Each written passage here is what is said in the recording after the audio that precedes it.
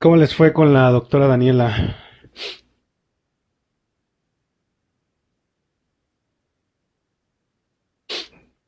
¿Todo bien? Todo bien, profe. Sí, bastante bien, profesor. Muy bien,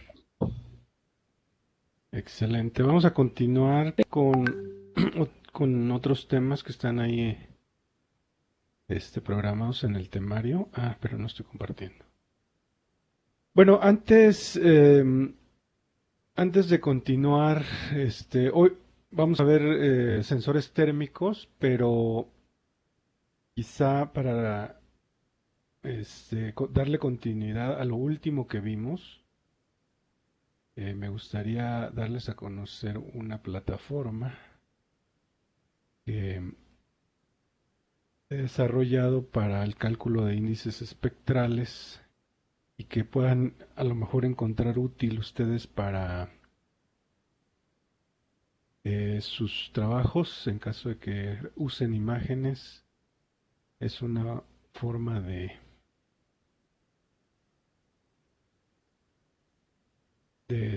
obtener imágenes o consultarlas rápidamente. Entonces, eh, quizá algunos de ustedes ya la conozcan por la especialidad. Sí.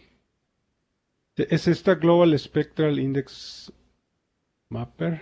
No sé si ya la han usado, la conocen. Es, eh, a ver, les platico un poco de qué va la filosofía detrás de esta plataforma.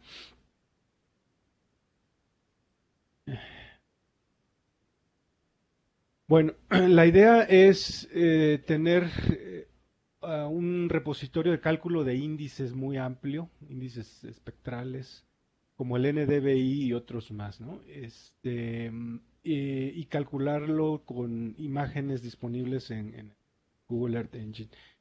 Eh, Google Earth Engine tiene como adición algo que está, bueno, ya está liberado, ya no aparece aquí a prueba, que se llama Earth Engine Apps, que son eh, interfaces interactivas para hacer consulta de datos, despliegues, gráficos, en fin. Pueden ustedes programar una aplicación para propósitos específicos, mostrar, por ejemplo, sus resultados de algún tipo, usando diferentes tipos de objetos como botones, por ejemplo, como los que están a la izquierda, el mapa obviamente que ya conocen, las herramientas del mapa, de trazo del mapa, que están aquí arriba a la izquierda. Hay un menú de capas donde van apareciendo las capas que uno despliega. Bueno, esto es programable, en realidad esto en esta app que ahorita les voy a platicar solo hay dos capas, siempre van a haber dos capas. Una es los índices y otra es la imagen que se usa para generar esos índices. Entonces, este, hay vista de mapa, que es la por default, la que aparece por default, y hay vista satelital es la de default y vista de mapa. Pantalla completa. Y todas estas son herramientas estándares. Lo que está aquí nuevo es quizá este botoncito que despliega un panel de control a la izquierda. Aquí les comparto el link chat para que lo tengan.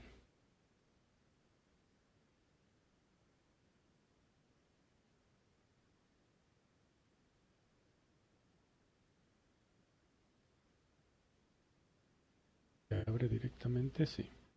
Ok. Y haciendo clic en ese link ya les permite ir directamente a la app. Bueno, entonces la app tiene, estas son 2, 4, 6 secciones.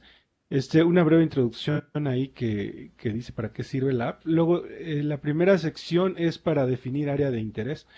Por default, cuando ustedes abren, siempre se carga un índice que es el índice del NDVI con unas imágenes que se llaman MODIs. Pero ustedes pueden configurar eso, pueden cambiarlo, pues.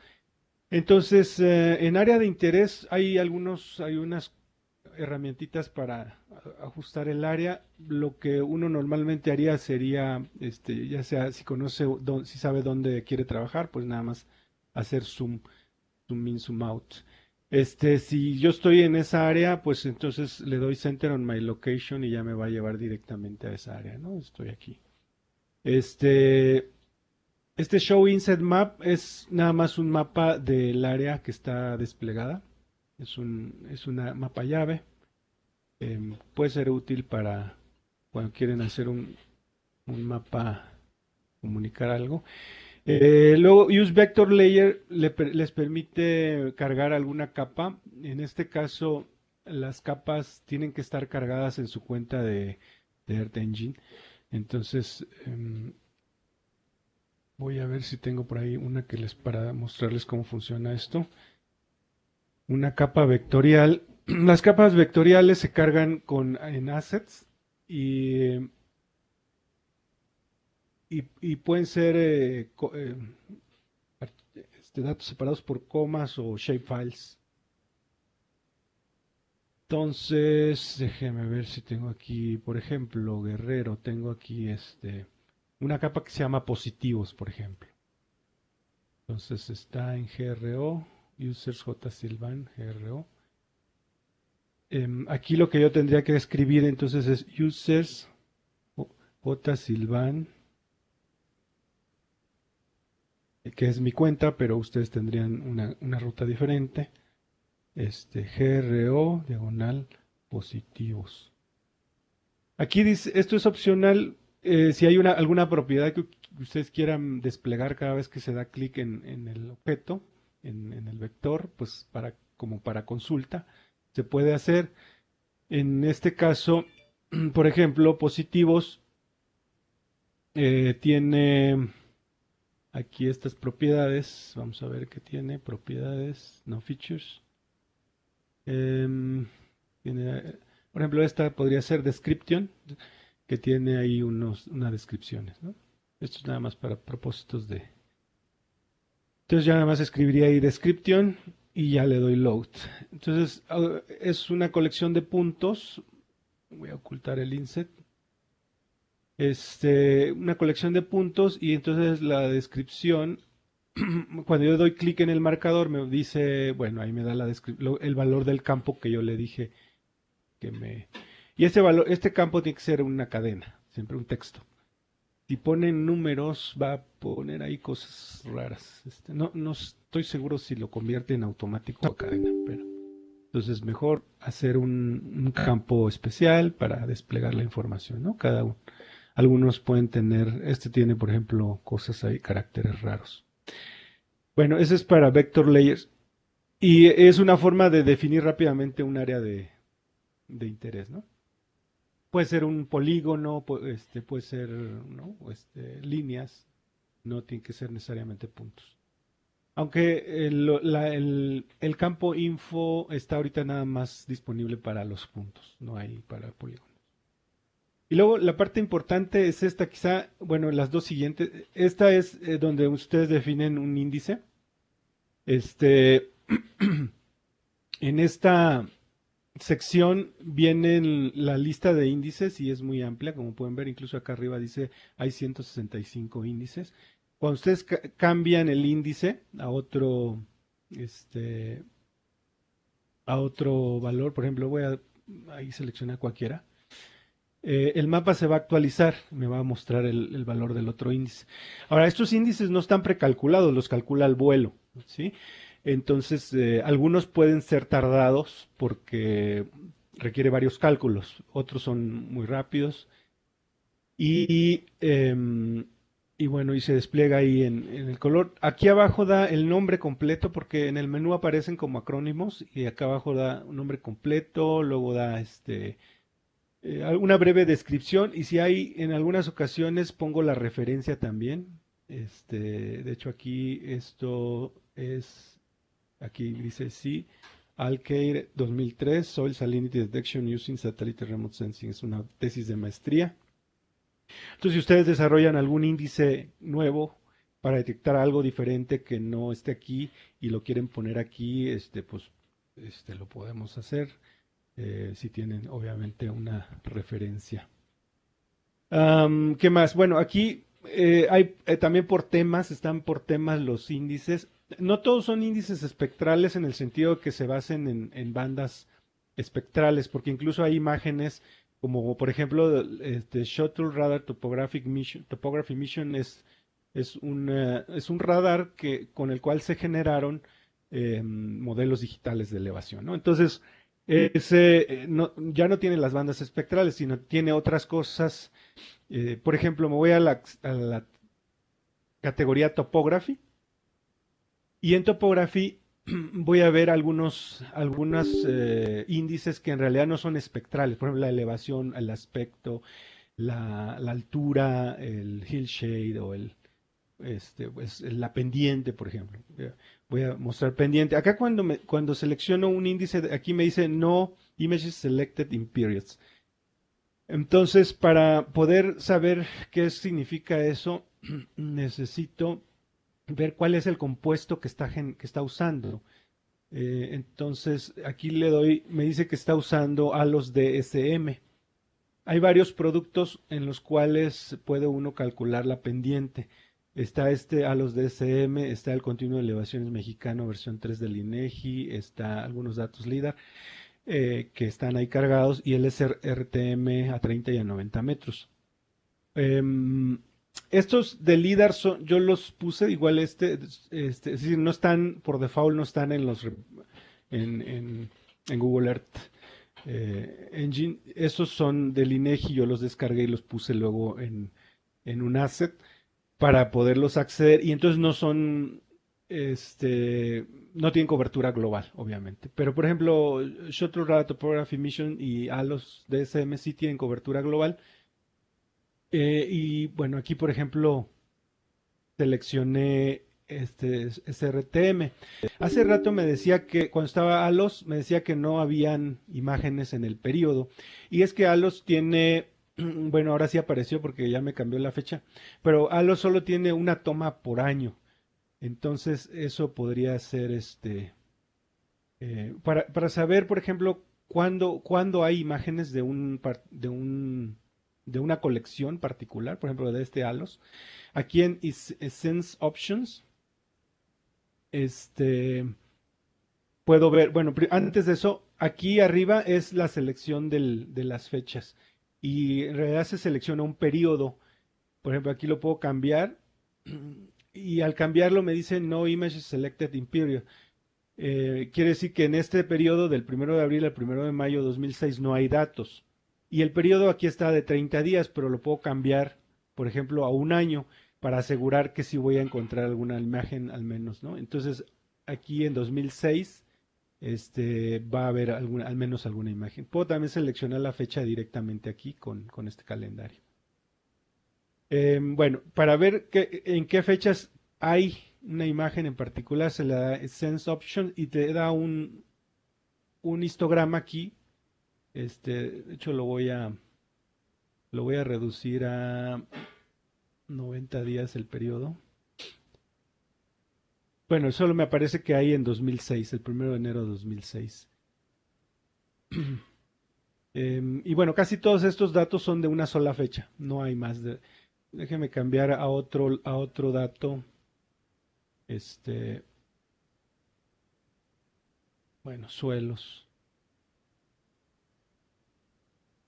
Aquí están también los datos de Hyperion. Voy a cambiar a una imagen donde tengamos más, por ejemplo, eh, Landsat, que ya lo conocen, Landsat 8, SR, por ejemplo. Entonces aquí ya me está actualizando el histograma. Y vean ustedes, cada una barrita de estas representa 90 días y lo que me da esa barrita es el número de imágenes que hay en ese periodo de 90 días para el área que está desplegada. O sea, aquí, por ejemplo, el abril 11 de 2013 me dice que hay 48 imágenes. Y luego el 6 de junio de 2014 hay 83 imágenes, ¿no? Obviamente, si yo cambio el área de estudio, si yo me muevo, ese histograma, si esperan tantito, se actualiza porque detecta que ya cambiaste el mapa y entonces va a ver va a consultar cuántas imágenes caen aquí dentro. Por ejemplo, si quiero saber cuáles son las escenas que están aquí en esta zona de interés para mí, le digo, genérame el footprint, que Sense Footprint es la huella que dejan las. Entonces, ahorita me voy a cambiar, voy a quitar esto para que no se. Y vean, aquí ya me generó varios polígonos, estos verdes son polígonos. Pueden seleccionar, cada uno de ellos representa el área que cubre una escena cuando yo estaba así eh, en esta área de interés, ¿no? Entonces, esto es muy útil para saber cuántas y dónde están esas escenas que me cubren un área en particular, ¿no? ¿Qué otra cosa? Bueno, eso es en cuanto al compuesto. Dependiendo del índice que escojan, van a ser los compuestos que estén disponibles aquí en este menú.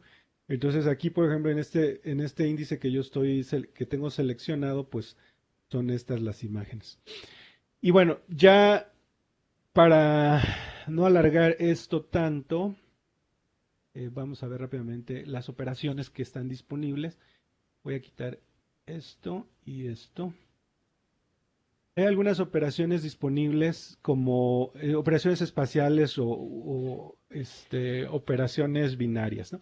Bueno, primero, operaciones espaciales son operaciones que, que aplican filtros. Y ahora que no sé si ya vieron algunos filtros con la doctora Daniela.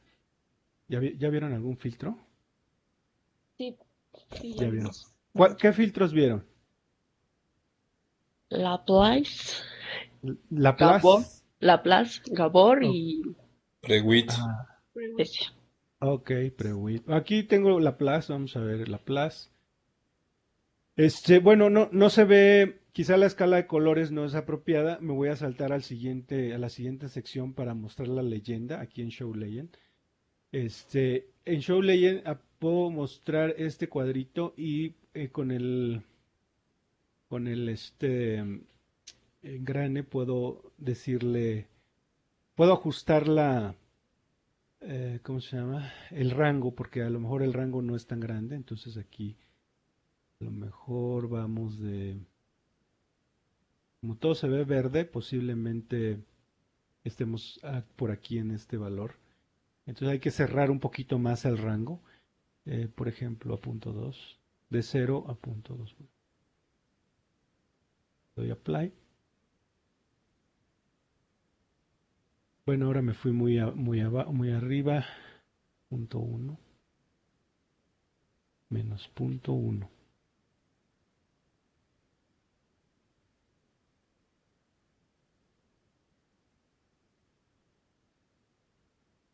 De menos punto 1 a punto 1.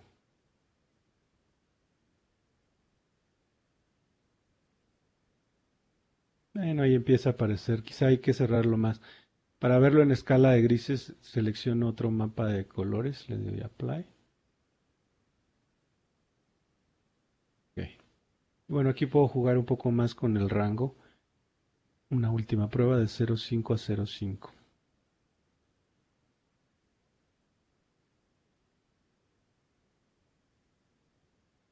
Bueno, ahí está. Dándole clic aquí a Legend se minimiza. Y bueno, ahí está el operador de Laplace aplicado. Aquí está interesante porque Google Earth Engine le aplica el operador a la escala que está desplegada. Entonces, cuando ustedes se acercan, lo reaplica a la escala. Entonces llega un momento en que se ve como bordes los píxeles. Se ven los píxeles ya de la imagen. Entonces, no necesariamente es lo que ustedes quisieran ver, quizá, sino, por ejemplo, hay que estar buscando la escala ideal para ver esos. Y es que o sea, también está la opción, uno lo puede calcular si lo programan, pues se puede calcular en unidades métricas, es decir, en metros o en kilómetros, en fin. Pero ahorita está en píxeles la unidad en la que se calculan estos operadores y por lo tanto se ajustan dependiendo de la escala. eso lo hace más rápido, porque siempre el tamaño de la imagen es igual, es constante. Vean ustedes el rectángulo, va a ser siempre constante. Este, bueno, ¿qué más? Eso es de operadores espaciales. Luego viene Binary Operations. Es cuando tienes dos. Lo que hace Binary Operations es abre un panel, es decir, parte el mapa en dos. Entonces en medio hay un. Bueno, para que vean la diferencia, voy a ocultar el índice en una y voy a mostrar la imagen. Entonces, de un lado se está mostrando lo que es el índice y del otro lado se está mostrando eh, el compuesto, composición RGB. Bueno, y entonces uno puede hacer operaciones entre dos índices. O sea, lo ideal es cargar otro índice y hacer operaciones. Por ejemplo, si quisieran hacer la diferencia de dos NDVI, uno antes y otro después de que ocurre algún evento, por ejemplo, incendio, y quieren calcular dónde ocurrieron esos incendios, o cuantificar el área de esos incendios, pues se puede hacer con esta herramienta, porque acá hay algunos, por ejemplo, la diferencia o la diferencia normalizada de dos índices. En este caso, como el mismo índice está en ambos lados, pues me va a hacer cero si hago diferencias, por ejemplo. Pero para cargar otro índice nada más tendría que irme acá y cambiar el índice. Por ejemplo,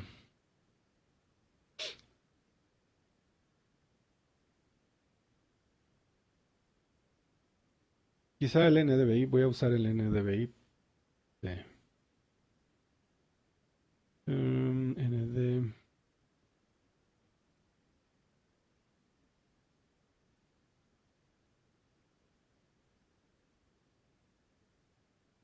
bueno, ND Sol, Design. Creo que pero no es el mismo. Este es Normalized Soil Index y acá está el Bare Soil Index. Bueno, ese ya le había cambiado la escala de colores, para gris, por eso se ve así. Pero bueno, son dos índices diferentes y vamos a suponer que quiero compararlos. Entonces, ya sea que cambien ustedes de índice o cambien la fecha del mismo índice, se pueden hacer las comparaciones, ¿no? De esas. Entonces, la idea aquí sería seleccionar un método de comparación, por ejemplo, la correlación. Ya sé, vamos a ver algo que me ha interesado, por ejemplo, es cómo se relaciona la altura de los árboles con el NDVI, por ejemplo. Eso es algo que se puede hacer aquí. Entonces, para hacer algo así, tendríamos que, primero voy a quitar el doble panel. Voy a, voy a cargar primero el que va a quedar del lado derecho, que en este caso va a ser eh, el NDVI y la altura del lado izquierdo. Entonces, para buscarlo más rápido, puedo cargar aquí en vegetación.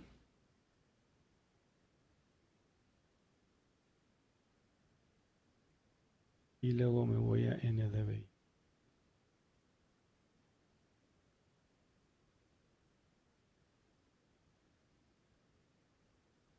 Okay. Y ahora voy a partir el mapa en dos. Voy a duplicarlo con Enable Binary Operations. Entonces, con eso ya se parte el mapa en dos. Ahorita van a estar repetidos, pero cuando yo haga otra selección, el nuevo índice se va a cargar del lado izquierdo. Entonces ahora voy a agarrar Topography, voy a filtrar por Topography y luego voy a irme a Height. Height. Y la altura de árboles es una variable que por ejemplo, se ha medido con GLASS, que es un LIDAR. Entonces, a nivel global, me voy a alejar para que ustedes puedan ver. Del lado izquierdo tenemos altura y del lado derecho tenemos NDVI, me parece que este era con Lanza, aquí dice Lanza 8 SR. y el periodo. Entonces, en esta zona uno puede, bueno, en este caso, una comparación usando, por ejemplo, un operador de correlación. Lo que, bueno, lo que va a hacer aquí el operador de correlación es que crea como una ventanita y va haciendo la correlación en esas ventanitas y me da el valor. Quizá el mapa, la escala de colores no sea la más apropiada, entonces hay que buscarle ahí una escala de color, por ejemplo esta. Y la correlación pues debería ir de 0 a 1 o de menos 1 a 1, creo.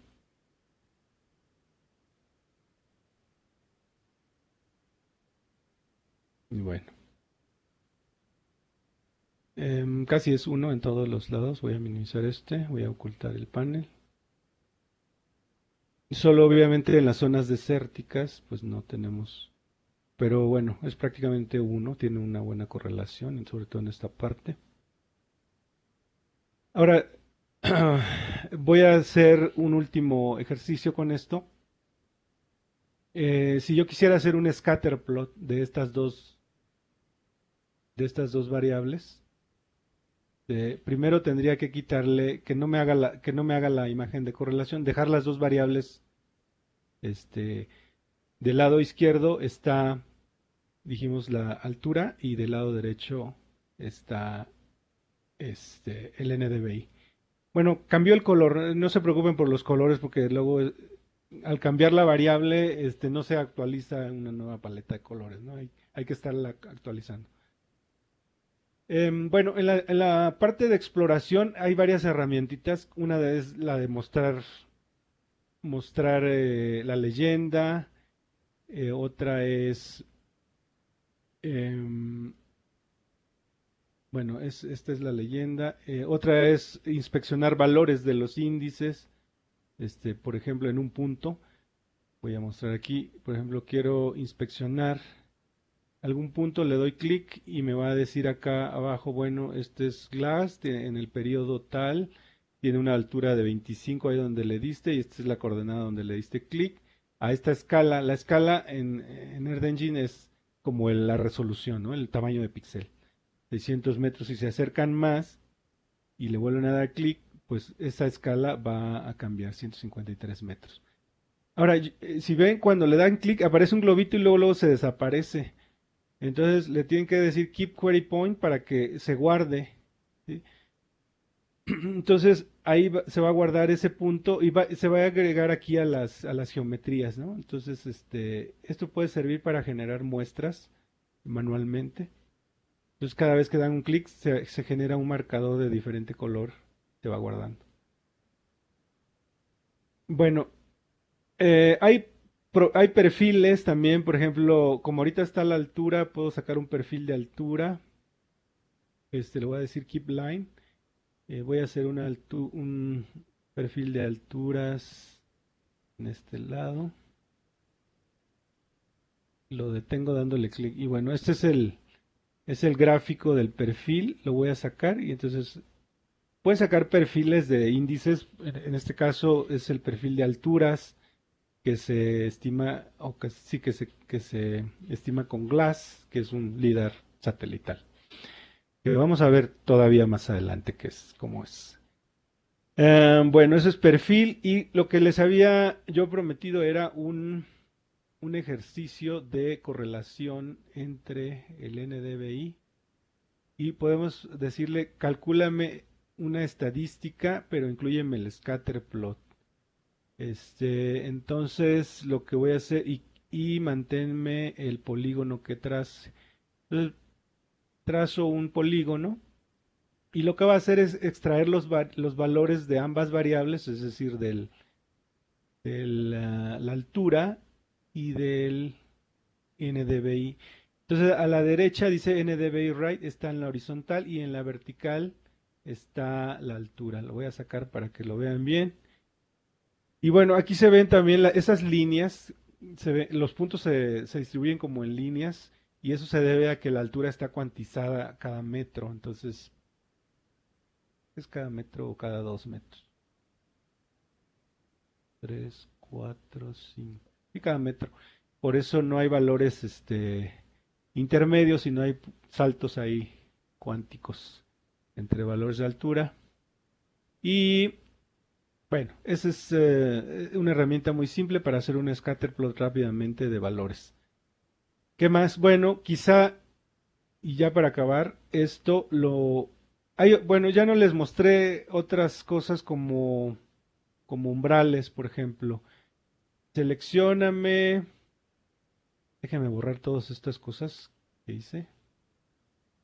Ok. Seleccióname todos los píxeles que tienen una altura mayor a 5 metros, por ejemplo. Entonces le voy a decir Apply Threshold Mask a esta capa de altura. Ahí está todo lo que tiene más de 0. Vamos a ver. Bueno, aquí me llega hasta 1 nada más porque está configurado los límites. Tengo que reconfigurar los límites de esa capa. Voy al índice.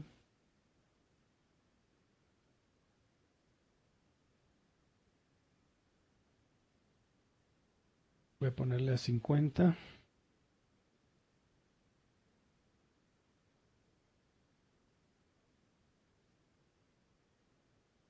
Ok. Bueno, ahí me estoy mostrando alturas de -1 a 50 metros. Y ahora le voy a decir, ocúltame todos los que estén arriba de 5 metros, por ejemplo. Entonces, sería así, ¿no? Bueno, ¿dónde están los árboles más altos de más de 30 metros? 30 metros, ahí está. Pues están sobre las cordilleras, ¿no?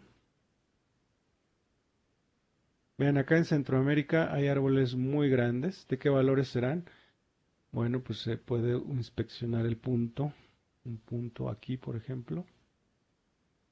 Dice que de 42 metros en ese punto.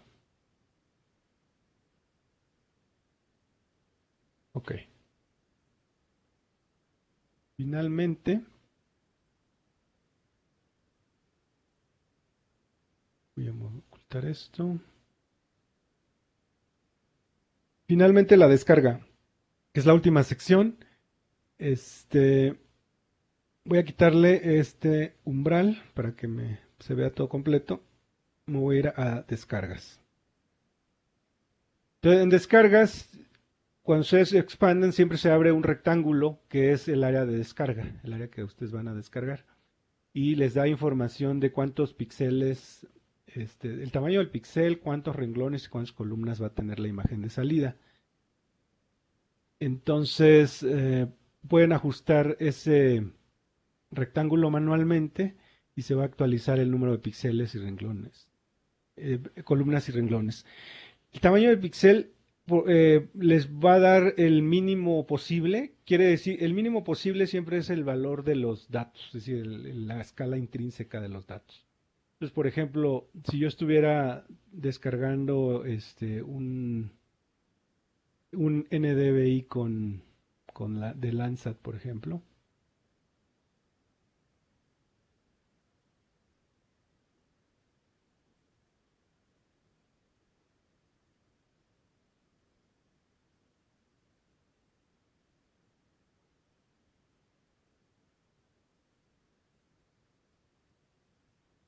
NDVI de Landsat 8.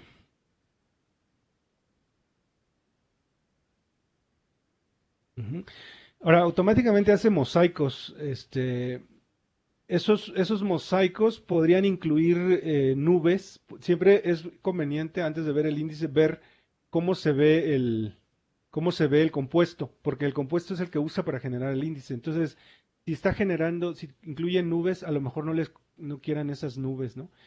Entonces, aquí le agregué una cosa para filtrar las nubes, aquí en Image Composite. En Scenes Options y luego dice Apply Cloud Masking. Este Apply Cloud Masking solo se habilita si la colección soporta el filtrado de nubes. Es decir, hay algunas que no van a poder filtrarse la nube. Y vean ustedes, se se quitan la mayoría de nubes. Obviamente, donde no encuentra píxeles para poner, ahí va a quedar un hueco. La forma en cómo se hace esto es que pone nulos en donde hay un nivel de nube y, y bueno, la idea es que si ustedes abren este periodo, van a encontrar más imágenes dentro de ese periodo y entonces las va a combinar y va a ignorar los nulos. Entonces, eventualmente, en algún momento, cada píxel se debió encontrar sin nubes y por lo tanto es como se alcanza a limpiar. Entonces, por ejemplo, quiero hacer un mosaico anual de Landsat sin nubes. Se va a tardar un poquito porque el área está abierta y está procesando las imágenes. Ahí va generando. Y ya me generó un mosaico anual y vean, ustedes se llenaron huecos, se quitaron las nubes. Bueno, ese es el NDVI. Déjame ver la imagen cómo se ve. Esa es la imagen. Está bastante limpia. Entonces, volviendo a la descarga, pongamos que ya tengo este mosaico de imagen y lo quiero descargar. Vean ustedes, ahora sí me da la resolución mínima de 30 metros, que es la resolución de Lanza. Este pedazo de imagen me va a salir de estos píxeles. A lo mejor quiero aumentarlo, ¿no? A lo mejor de hecho no se había actualizado, por eso apareció ahí algo raro. Entonces con estos uno puede cambiar el tamaño de la imagen de salida y la resolución. Y luego ya una vez que ya tiene el área definida, el área de salida, hay tres descargas que es Index Image, Composite Image y Geometry Layers. Geometry Layers serían estas que están acá, si las quisieran descargar como KML. Por ejemplo, si a mí me interesa la imagen, el compuesto, pues le tendría que dar aquí y le doy un refresh. Y bueno, aquí esto es algo que es una limitación de Google que nada más permite descargar 32 megas de un solo golpe. Entonces, bueno, una opción es o reduzco el área de descarga o aumento la resolución. Bueno, aumento el tamaño de píxel. Entonces voy a volverle a dar refresh a ver si esto cambia. Parece que no. Bueno, si a mí me interesa esa área, ya no la puedo reducir, le tengo que cambiar entonces la resolución.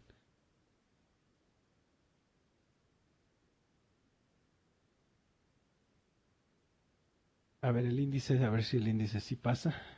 El índice sí pasa, son 12 megabytes. Y es que Lanza tiene 9, 9 bandas con la pancromática. Entonces son muchas, multipliquen 12 por 9, pues les da un valor mucho más grande, ¿no? Entonces, ese es el problema realmente aquí.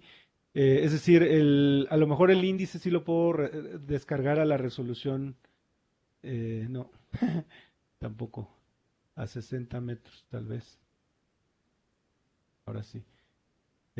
Sí, porque se multiplica por 4 al reducirlo a 30 metros, este valor se multiplica por 4 y supera esto. Entonces, uno es reducir el área, como ya les dije, o cambiarle la resolución. Bueno, voy a hacer la descarga de un área pequeñita por el DF para que se vea el asunto. Ahora sí.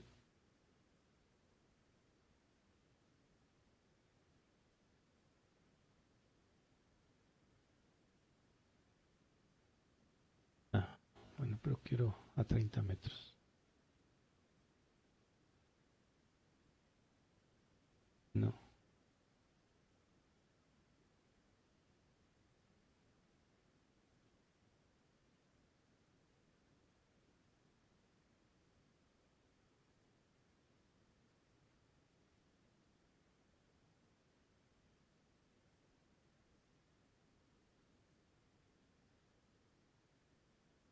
Bueno, no me dejó el Ya no lo voy a reducir más. Voy a descargar el índice.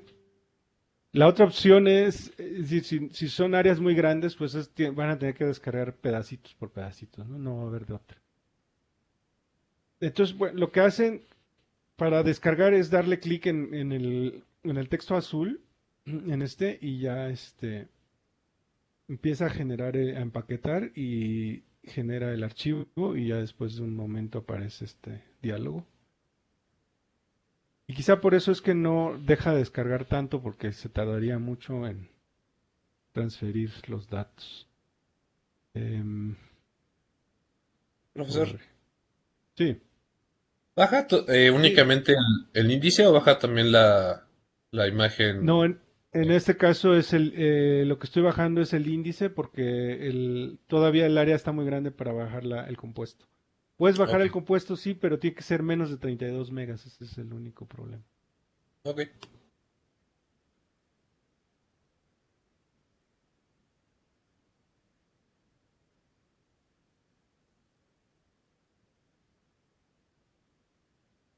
A ver, sí, yo quería bajar esto porque ya me quedé con el gusanito de si estaba funcionando o no.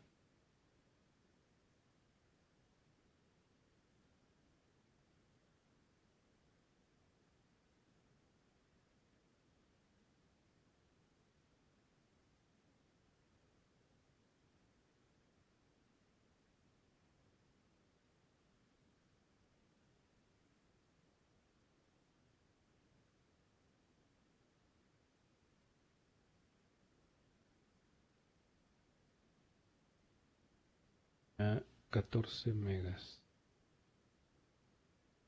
Bueno, esta es la mitad. Voy a bajar este cachito para mostrarles realmente cómo se ve.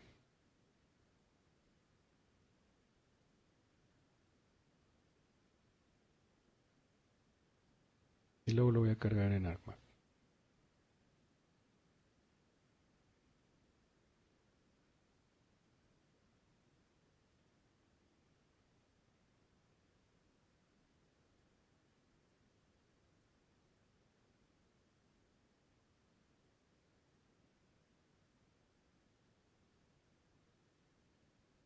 Entonces, baja un comprimido, un zip, y ya luego le dan descomprimirlo y les genera el TIFF, ¿no? Entonces, bueno, aquí está este. Este es el cachito que bajé del compuesto. En este caso, el compuesto sí va a tener varias bandas. No me acuerdo si son 9 o más, porque son, son 10 bandas, de hecho. Y las 10 bandas incluyen la pancromática, las térmicas.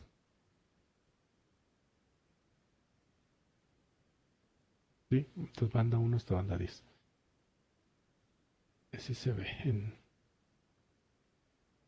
Entonces, bueno, recapitulando, les permite hacer cálculo de índices y descarga, algunas operaciones que se pueden hacer ahí al vuelo, como esto de ponerle un umbral o hacer operaciones espaciales. Em, Todavía trabajo en la documentación, no tengo una documentación como para que puedan acceder a ella y hacer ver bien, entender cómo funciona, porque incluso he estado haciendo mejoras, de repente detecto algún error y lo corrijo y entonces si hubiera algún error que ustedes detectaran, pues si me lo hacen saber lo puedo corregir. Bueno, hasta aquí preguntas. También debo decir que por ahora está libre porque así está, digamos, así lo permite Google. No hay ningún problema. Pero, eh, digamos, está sujeto a políticas también de Google. Incluso, yo noté que esto es nuevo, esta forma de cómo presenta aquí las fechas, no estaba así antes. Aquí había un botón, sí, un link que desplegaba el calendario, ahora uno puede meter la fecha directamente. Y esas cosas, por ejemplo, yo no las programé, yo nada más le dije ponme este objeto y ya Google, cómo despliega ese objeto, cómo lo configura, ya es su responsabilidad, ¿no? Bueno. Una última que me faltó comentarles con respecto a esa app es que una vez que ustedes configuran un mapa, lo pueden compartir. Entonces, aquí tengo algunos índices, yo creo que puedo hacer. em, por ejemplo, este es el socavón de Santa María, Zacatepec, Puebla, empleando imágenes de radar Sentinel 1A del 7 de junio, la serie temporal, polarización BB da cuenta de la acumulación de agua. Bueno, voy a mostrarles este ejemplo. Sí, una vez que configuré el mapa, lo que hice nada más fue copiar el link y lo dejé aquí y escribí este texto, ¿no? Y así tengo varios ejemplos como para mostrar. Este es el socavón en Santa María. Es decir, el índice como tal, le apliqué un umbral y me da donde aparece la firma de agua. Em, Aquí se ve, esto es polarización BB, vamos a ver esto más adelante, Sentinel-1, esto es un radar polarimétrico, y entonces esta caída lo que refleja es justamente una caída en la constante dieléctrica y por lo tanto se puede detectar. Esto es en 2021, esto ocurrió, me parece que a finales de mayo, me parece que ocurrió ese socavón del año pasado. Bueno, ya no les enseñé, pero pueden hacer este tipo de cosas de series de tiempo también, ¿sí? Gráficas de series de tiempo. Y se pueden descargar cuando la sacan así en otra, le pueden dar download CSV como coma, archivo separado por coma. Esto es una forma rápida de extraer información de las imágenes, ¿no? Para hacer análisis. Bueno, darle ahí. Voy a regresar. ¿Hasta aquí alguna duda con eso de índices y de las imágenes multiespectrales, hiperespectrales?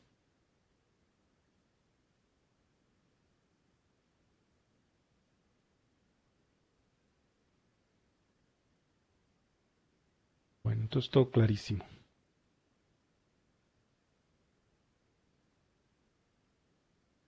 Bueno, percepción remota de la región térmica se refiere a sensores que operan en una región particular que está ubicada entre los 3 y 5 y 8 y 14 micrómetros. Acuérdense que la energía térmica es emitida, no es reflejada. ¿Sí? Es decir, que es la radiación que emiten los cuerpos por tener una temperatura. Y esa radiación los sensores la pueden captar en esas ventanas, en esos rangos de 3 a 5 y 8 a 14 micrómetros, porque es donde la atmósfera lo permite. En los otros rangos hay absorción por el dióxido de carbono, el agua, el ozono, que serían estos picos que ustedes ven aquí. Esos son, digamos,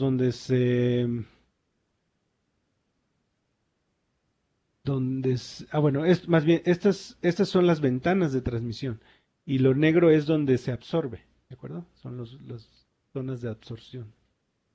Entonces, digamos que en estas grises pasa un gran porcentaje de la luz.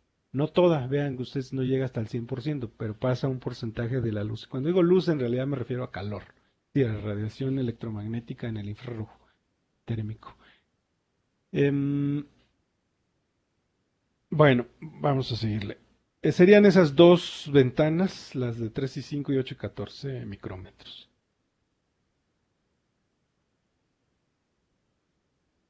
Bueno, un poquito de historia de las imágenes térmicas, los sensores térmicos se empezaron a usar como sistemas de visión nocturna en la guerra de Vietnam y otras guerras, se empezaron a usar. Este es un ejemplo de una fotografía térmica en el campo, que sería la de abajo. La de arriba es una fotografía del visible y la de abajo es la térmica infrarroja en una zona boscosa. No dice dónde, no. Lo que sí dice es que aquí se ven los 3 soldados con sus armas apuntando, son estos. Y acá no se ven. Entonces, pues es un sistema muy efectivo para poder ver en la oscuridad, ¿no? Y luego, ya que empezaron a tomarse imágenes, pudieron tomarse imágenes a bordo de satélites o de aeronaves, pues empezaron a tener aplicaciones como, por ejemplo, contaminación de agua, contaminación o dinámica incluso de fluidos. En este caso, lo que se ve aquí blanco es una tubería que transporta agua, este, de un sistema de enfriamiento. Entonces dice que aquí está a 21 grados en esta tubería y a 17 grados en el sistema de enfriamiento. Eh, y bueno, digamos que la idea aquí es detectar fugas, por ejemplo, fugas térmicas, o a veces incluso algún tipo de contaminante, ¿no? O de desechos no previstos, ¿no? Que llegan a los mantos. Esa es lo mismo, la misma idea, solo que en escala de colores se muestra la temperatura, sobre todo para estudiar la dinámica de los fluidos, es muy útil. Entonces, ¿qué es la temperatura? Hay 2 tipos: la temperatura cinemática, o también se llama temperatura real interna, o de contacto, o termodinámica. Está determinada por el movimiento aleatorio de las moléculas. Eso es algo, yo creo, que nos enseñaron en la prepa, de qué era la temperatura, ¿no? Es el movimiento aleatorio de las moléculas y se mide con termómetro, contacto directo. Sin embargo, esta temperatura está asociada a otra temperatura que se llama temperatura radiante o externa, o temperatura aparente, ¿sí? Digamos que está el movimiento de las moléculas. Ese movimiento ocasiona una radiación, que es la que uno puede medir con un radiómetro térmico. Entonces están relacionadas, y únicamente cuando se trata de un cuerpo negro, la temperatura cinética y la temperatura radiante es la misma. ¿Qué es un cuerpo negro? Para acordarse, un cuerpo negro es el que obedece la ley de Planck. Es un cuerpo que tiene una radiación muy, muy particular, y todo lo que recibe lo remite, no se guarda nada. Entonces, la eficiencia de los objetos en absorber o emitirse ya de la radiación es la emisividad. Un cuerpo negro entonces va a tener una emisividad de 0, perdón, de 1, de 1. Es decir, todo lo que absorbe lo remite. Es un emisor perfecto. Y un cuerpo blanco, pues una emisividad de 0, por contraste. Se llama un reflector perfecto porque no va a absorber nada, simplemente.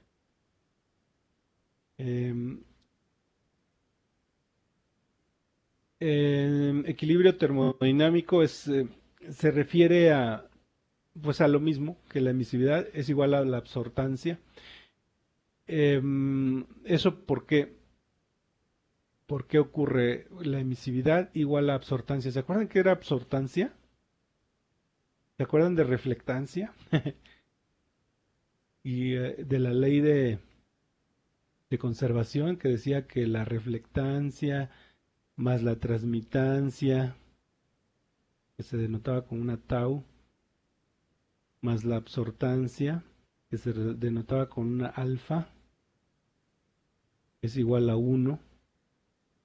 Esa era la ley de la conservación de la energía. Y aquí la ley de Kirchhoff dice que la emisividad es igual a la absortancia. ¿Eso qué significa? Bueno, va a significar que se emite todo lo que se recibe, básicamente, que es un cuerpo negro, ¿no? Un cuerpo negro está en equilibrio termodinámico. Cuando eso ocurre, uno puede reemplazar aquí esta alfa por una epsilon, que es la emisividad. Y en algunos casos, como la transmitancia es cero, casi en todos los cuerpos opacos, salvo quizá la vegetación, las hojas esto no es cierto, pero en general la superficie terrestre se considera transmitancia cero. Entonces, pues la ley de la conservación de la energía se escribe así. Y entonces, por ahí en algunos textos podrían encontrar que la emisividad es igual a 1 menos la reflectancia. Y viene de estas suposiciones que les acabo de decir. Cero transmitancia y el equilibrio termodinámico.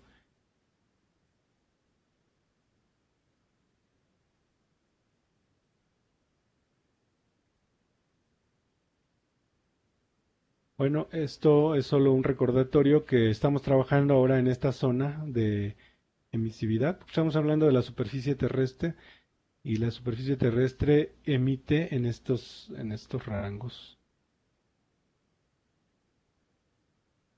Con respecto a los materiales, pues hay algunas propiedades térmicas de los materiales. Una de ellas es la capacidad calórica, que es la habilidad para almacenar calor.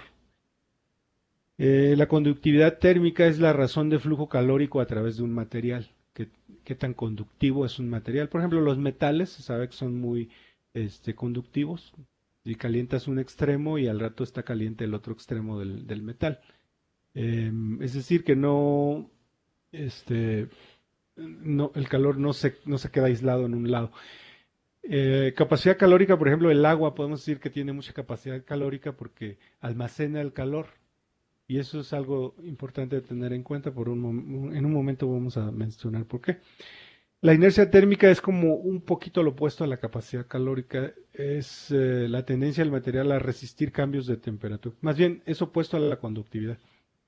Contrario a la conductividad térmica. En este caso, bueno,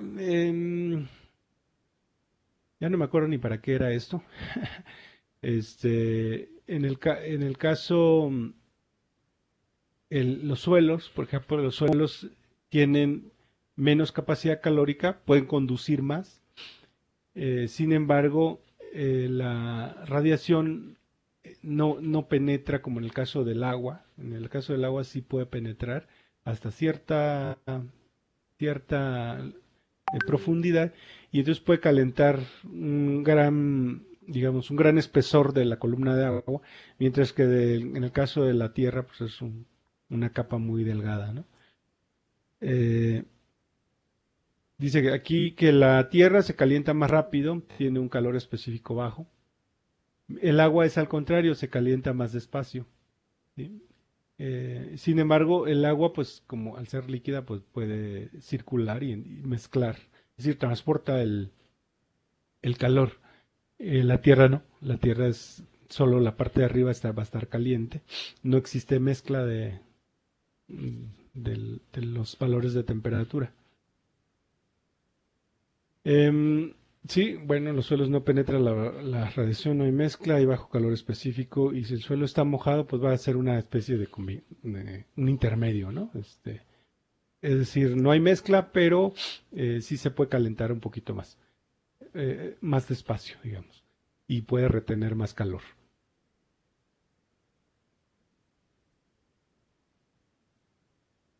¿Cómo lo detectan los sensores? Bueno, hay detectores que dice aquí son hechos de antimonio, de indio, teluro de cadmio, mercurio y germanio dopado mercurio.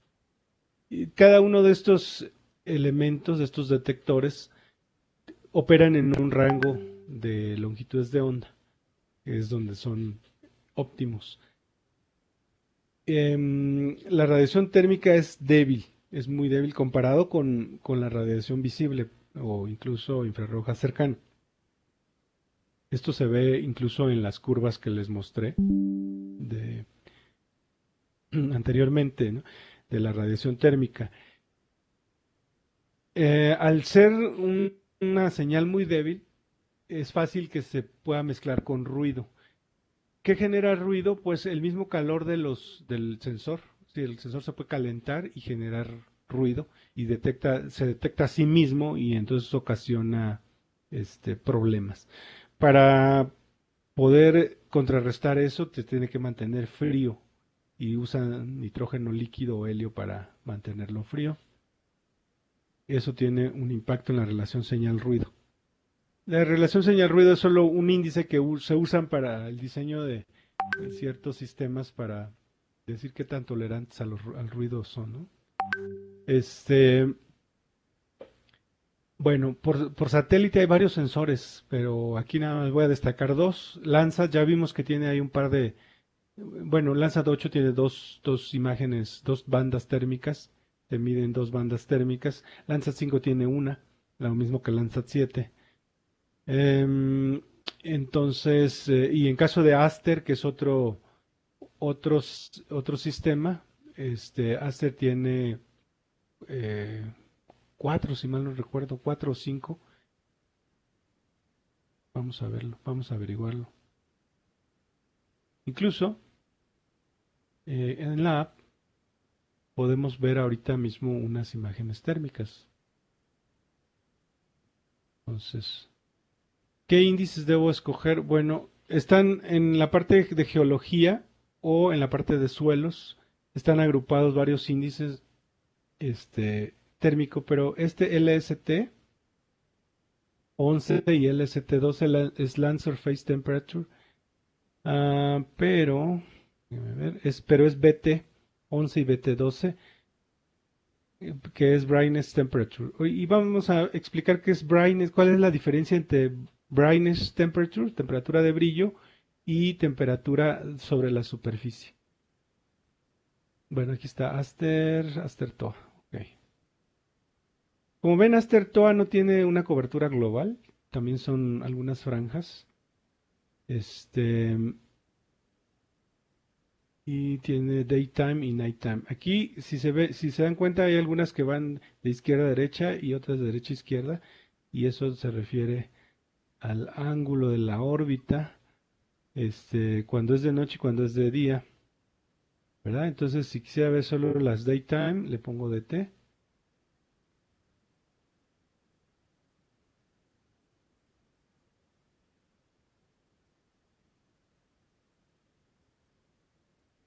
Ok, lo que quería yo saber era cuántas bandas tiene cuántas bandas térmicas.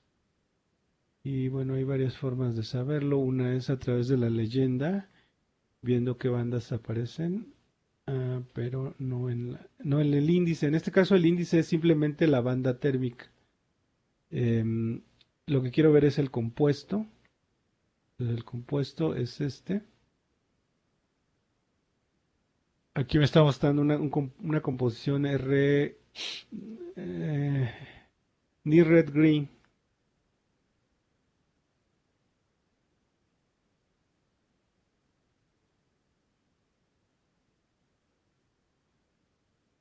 Entonces va a ver rojo toda la vegetación. Bueno, aquí en el combo me dice todas las bandas que tiene Aster. Tiene TIR 1, 2, 3, 4. Son 5 bandas térmicas. Tiene 5 bandas del SWIR, del infrarrojo de onda corta. Entonces son estas 5 bandas. En particular, la banda que está desplegada aquí es la que es de los 11 micrómetros. Y bueno, no me acuerdo cuál es cuál. Pero esta es la temperatura de brillo de Aster. Bueno, lo voy a dejar ahí para regresar acá. Lo mismo podríamos hacer con Landsat para ver la temperatura de brillo de cada una de ellas, pero antes de seguir con eso vamos a aprender más sobre cómo rayos se mide la temperatura. Vamos, hagamos una pausa de 5 minutos y ahorita seguimos, ¿sale?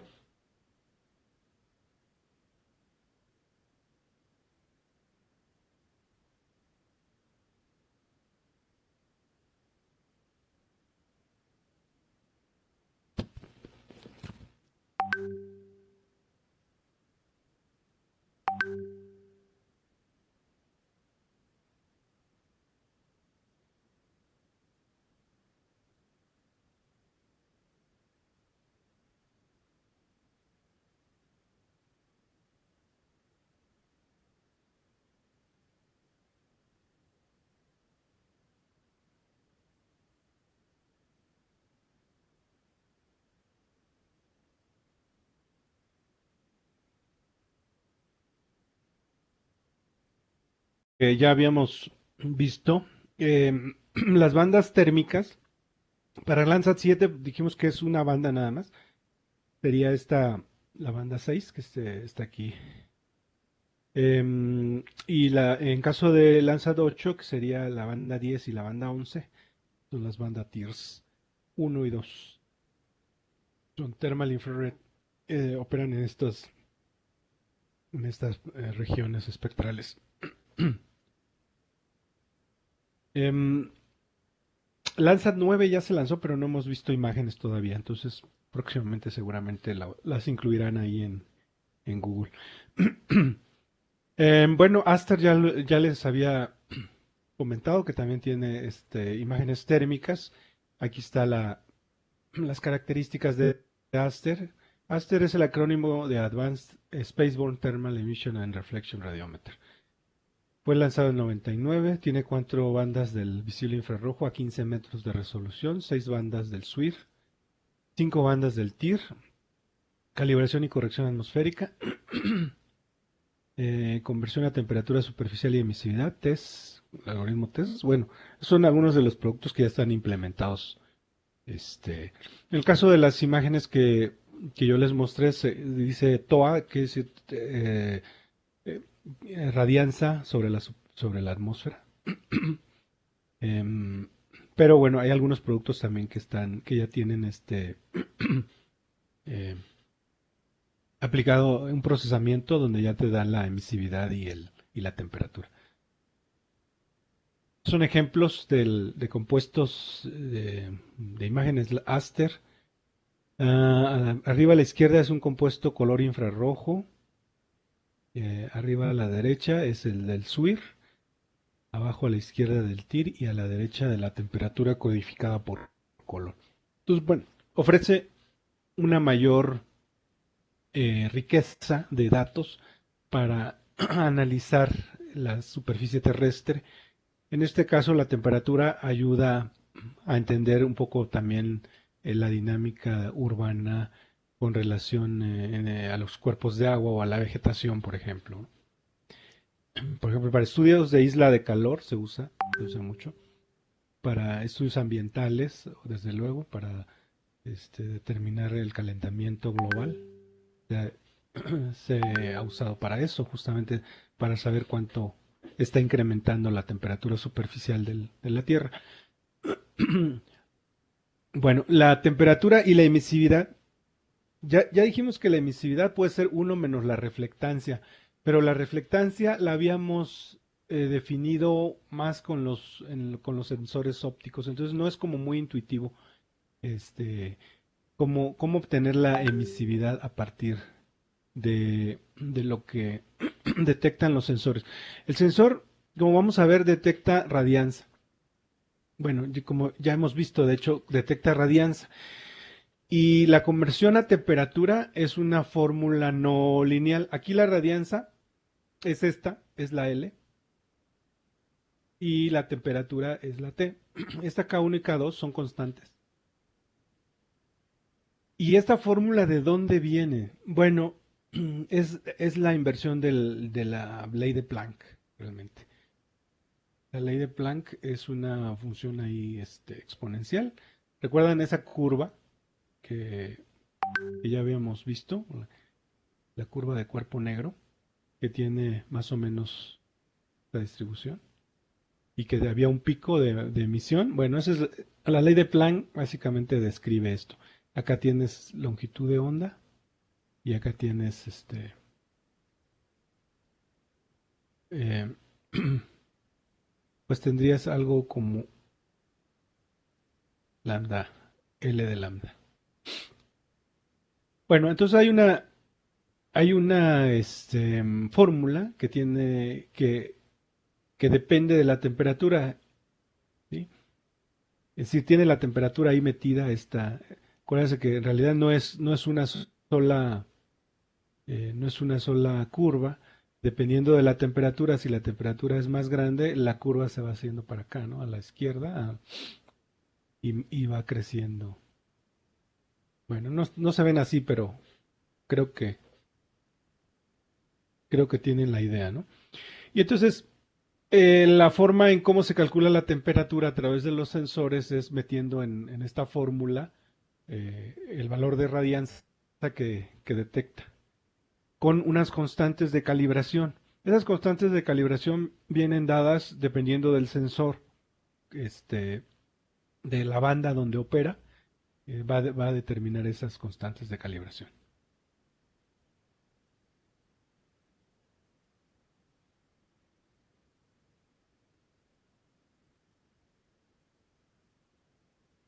Bueno, aquí hay un ejercicio, dice empleando la misma imagen Landsat 8, despliega la temperatura y explora los valores. ¿En qué escala térmica crees que se encuentra? Convierte la imagen a grados Celsius. Ok. Dice la misma porque antes de hacer la pausa debimos haber trabajado una imagen Landsat. De hecho, ya la hicimos anteriormente. Y ahí en el Classroom les puse un script que vamos a revisar rápidamente.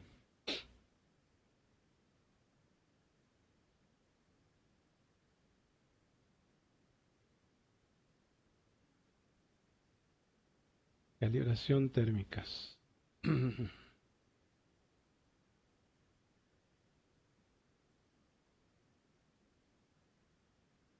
no sé si ahí pueden ver muy bien mi pantalla. Sí se ve. Perfecto. Creo que esto está en la Ciudad de México, 2647, sí. Esa es la imagen Landsat 8 RAW. Es RAW porque vamos a hacer la conversión nosotros, la calibración. Acuérdense que son números digitales lo que tiene. Los números digitales están en el nivel 0, se convierten en radianza para el nivel 1 y para el nivel 2 ya son o reflectancias o son temperatura en el caso de las térmicas. Entonces, la primera línea lo que hace es define la imagen, luego selecciona la banda térmica, la banda 10, en el caso de Landsat 8 es la banda térmica, es una de las bandas térmicas. Imprime, aquí nada más muestra lo que tiene, y luego aquí hay este bueno, quizá valga la pena correrlo por partes. Entonces, lo voy a ir corriendo por partes para que ustedes vean.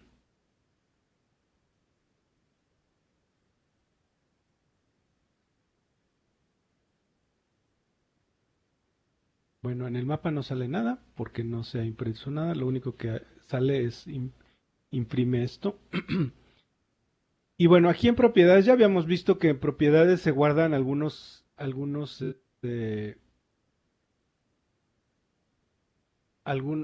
atributos y habíamos visto que hay algunas constantes. En el caso de la radianza, habían mult y add band, que eran las ganancias y el offset, o sesgo. En el caso de las térmicas, lo que tenemos son las K1 y K2, las constantes que ya les había mencionado en la fórmula. Entonces, este script lo que hace es consulta esas constantes para esta imagen en particular. Y eso se hace a través de este get. Con get obtengo el atributo de el valor de una propiedad de la imagen. En este caso, la imagen B10 raw. K1 constant band y K2 constant band y lo asigno a una variable. Y luego lo muestro en la pantalla. Entonces, déjame quitar esto y vuelvo a correr. Entonces aquí están K1 y K2. Esas son las constantes que tiene esa imagen, ¿no? Y gain bias son otras constantes que, bueno, que no, no borré.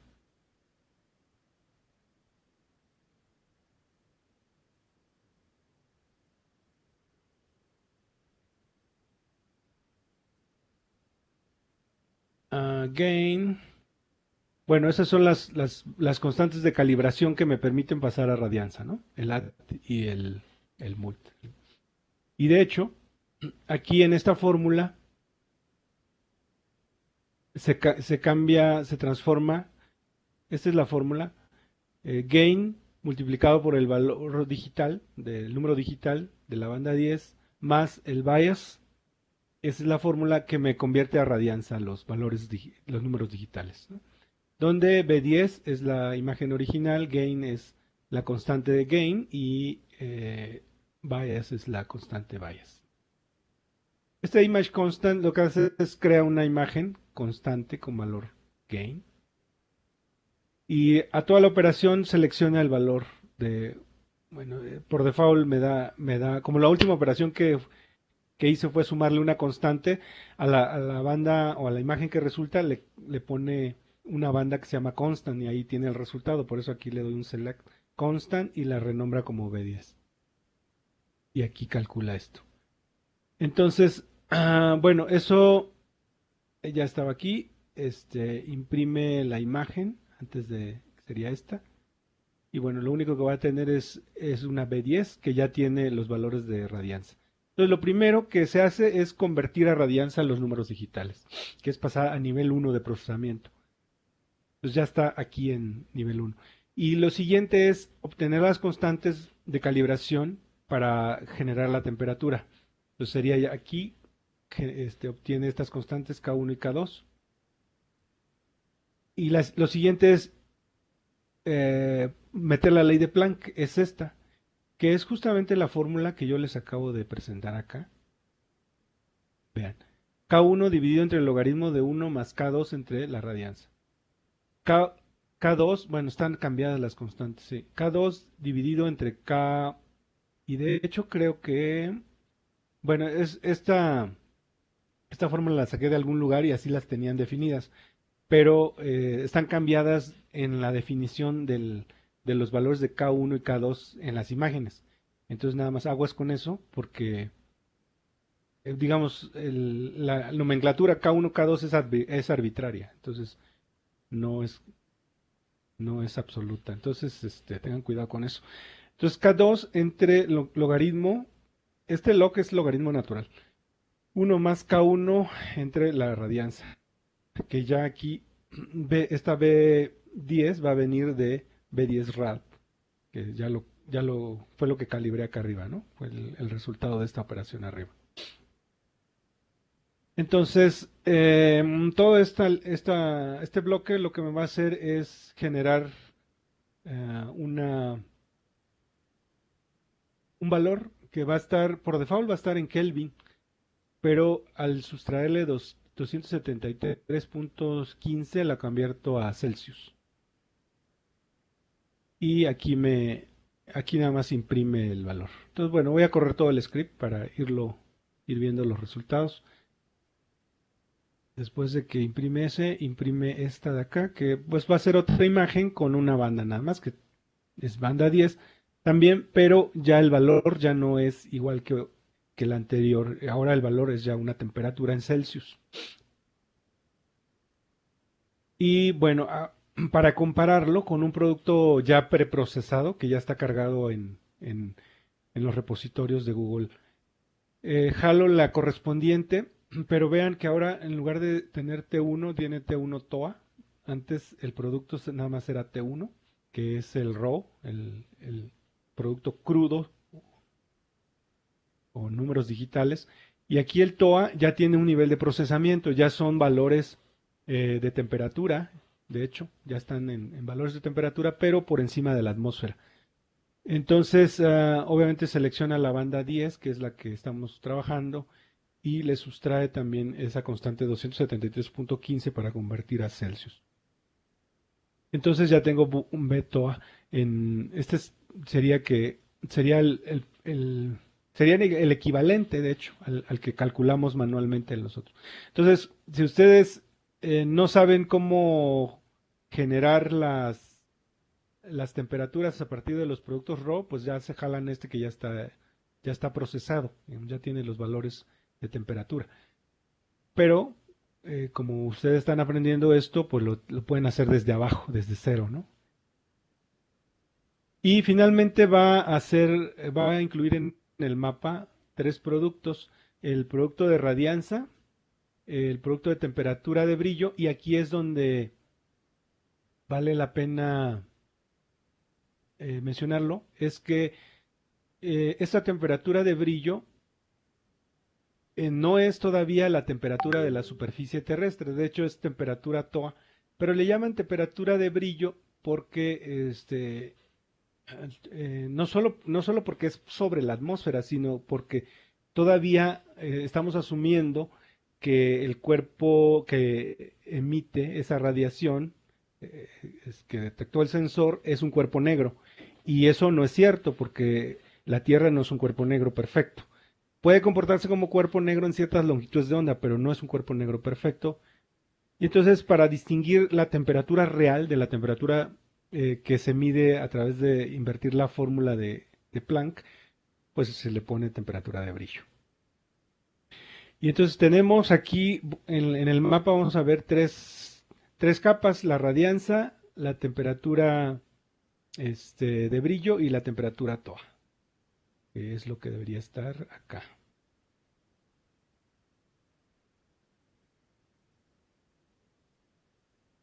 Entonces aquí hay varias, de hecho ya hay otras, temperatura SR y temperatura de la superficie. Ahorita voy a mostrar una por una. Esa es la radianza de la banda 10, la temperatura de brillo y la temperatura TOA. Entre esta y esta no debería haber mucha diferencia o ninguna, de hecho, salvo por presiones numéricas.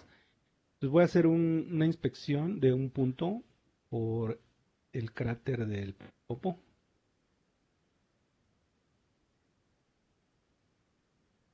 Entonces, por ejemplo, este es el Popocatépetl.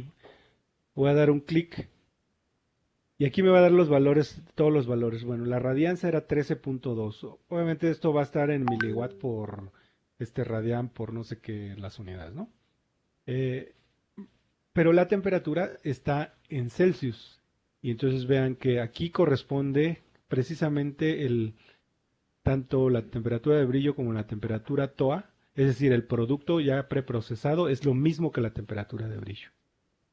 Salvo por algunos dígitos ahí, pero creo yo que estos más bien son de precisión, esas diferencias. Y la SR todavía no lo he explicado, que es temperatura SR y temperatura de la superficie. ¿Qué es lo que sigue?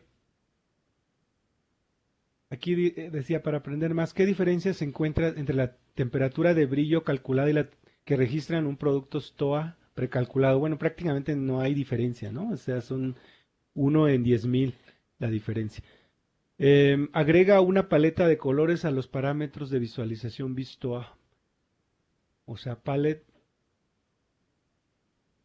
O sea, esto es nada más, puedes copiar este palette y ponérselo aquí en esto, ¿no? Para verla color. No, este no, RAW, tampoco este, solo este.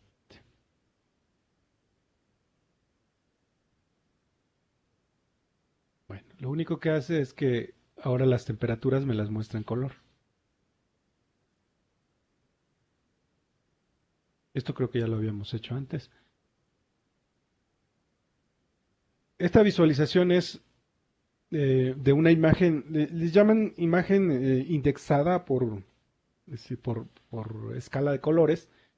No es una imagen, no es un compuesto RGB. Si no estás desplegando solo una banda y el color lo defines en función de los valores de esa banda en una escala de colores que se define a través de esta paleta. ¿Sí? ¿Qué más dice aquí? El siguiente código calcula la temperatura superficial empleado el algoritmo del USGS disponible en este artículo. Bueno, ahí lo pueden ver en este artículo. Y carga el producto SR Surface Reflectance correspondiente. ¿En cuántos grados se subestima la temperatura del cráter del Popocatépetl cuando se usa la temperatura TOA? Bueno, vamos a revisar rápidamente qué significa el siguiente código. Aquí carga otro producto que es Surface Reflectance. Acuerdan que ya lo habíamos visto, ese ya es un nivel 2 de procesamiento. Ya transformaron lo que es la radianza en reflectancia. Y extrae igual nuevamente la banda 10, pero como este estaba cuantizado, se tiene que dividir entre 10 porque así está, digamos así fue guardado. La temperatura la multiplicaron por 10 y la guardaron, la redondearon y la guardaron. Entonces hay que dividirla entre 10 y para convertir a Celsius, pues sustraer otra vez este valor. Luego se agrega al mapa. Y listo. Todo lo que sigue es sobre el cálculo, el algoritmo del USGS que menciona. Aquí comienza.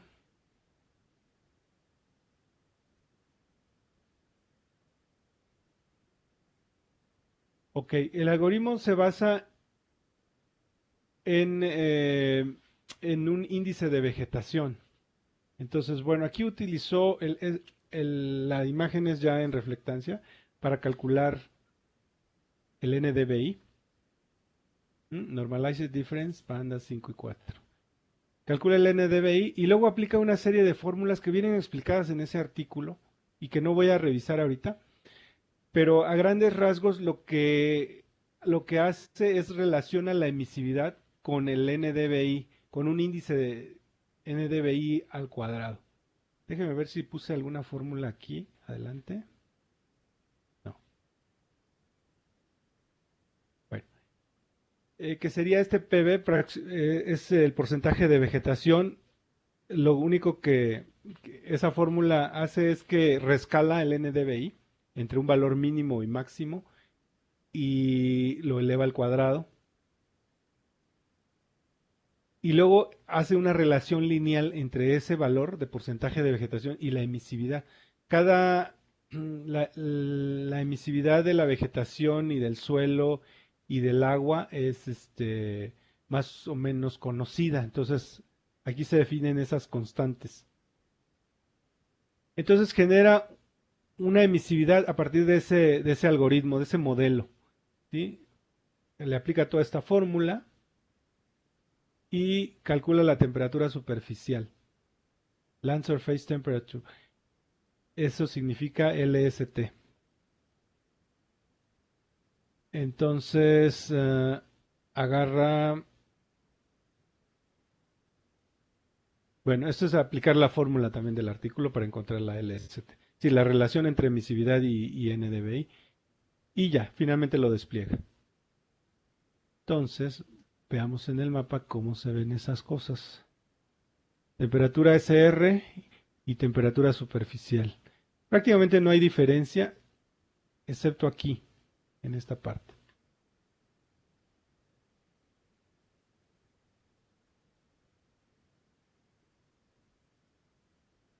Bueno, que en ese caso la temperatura de la superficie está enmascarada. Pues si hay un hueco ahí, no aparece. Veamos el cráter, cómo se ve la temperatura del cráter del volcán. 49,96 me da la temperatura de superficie. La temperatura de la imagen calibrada por Google es 49,95. Y la temperatura TOA, es decir, antes de considerar la emisividad, es 49,92. Entonces hay ahí como medio grado, más o menos, de diferencia. 0,4 grados. 0,04 grados de diferencia. Bueno, vamos a ver cuál es la diferencia, sí, cómo se relaciona la emisividad. Sí, Una pregunta, ¿la SR cómo funciona? ¿Funciona mejor cuando hay nubes o hay como... sí, la SR es el valor de temperatura que ya te da Google, que ellos calcularon con algún algoritmo. No es exactamente este algoritmo que usé aquí. Este algoritmo que usé aquí está descrito en este. lo que usan ahí en Google, de hecho no lo hace Google, me parece que ya lo hace el USGS, usan este algoritmo que, por si les interesa buscarlo, se llama TESS, Temperature Superficial and Emissivity. Temper- temperatura, emisividad y temperatura y emisividad superficial. Temperature and Emissivity Surface. La verdad no sé cómo es en inglés. Pero es el algoritmo TESS. Ese es el que usa el USGS para generar los productos de emisividad. En este ejercicio se usó otro. Y entonces por eso no coinciden. Y tu pregunta es, ¿cuándo se usa este? Pues se supone que este es bueno, este que generó el USGS es mejor que esta aproximación que usamos con el NDVI, en teoría. Entonces, deberían ser iguales. Estos dos deberían tener valores iguales, ¿no? Pero no siempre lo tienen. Entonces, mm, en la medida de lo posible, pues hay que usar el producto que ya está publicado, ¿no? Para no tener que programar todo este rollo. Es- Ahora, es bueno saber cuáles son las fórmulas o qué método, porque a veces eh, no hay productos ya para productos de temperatura para algunos sensores. Incluso yo programé este algoritmo, este que ustedes ven aquí, para la aplicación de índices espectrales. Si quisieran, si quisieran ver, comparar, por ejemplo, la temperatura el brillo de temperatura, este es el de los 11 micrómetros, con la temperatura superficial que arroja ese algoritmo, entonces lo que haría yo es partir el mapa. Vamos a ver si se actualiza. Como lo dejé ahí mucho tiempo lazy, ya no sé si ya me ignoraron.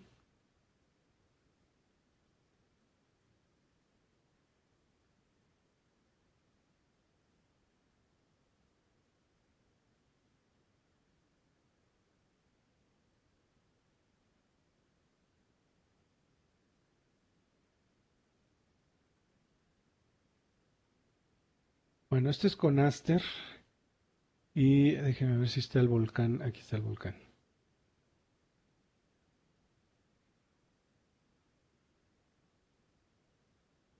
Bueno, desafortunadamente Aster no tiene para filtrar nubes, entonces no vamos a poder quitar esas nubes, pero lo único que podemos hacer es mover la fecha, pero ahorita para el ejemplo no importa. Entonces aquí tengo la temperatura de brillo en un rango de fechas del 8 de enero al 7 de febrero de este año. No lo voy a mover, lo voy a dejar exactamente igual y lo único que voy a cambiar es la temperatura superficial a LST11 para que coincida con...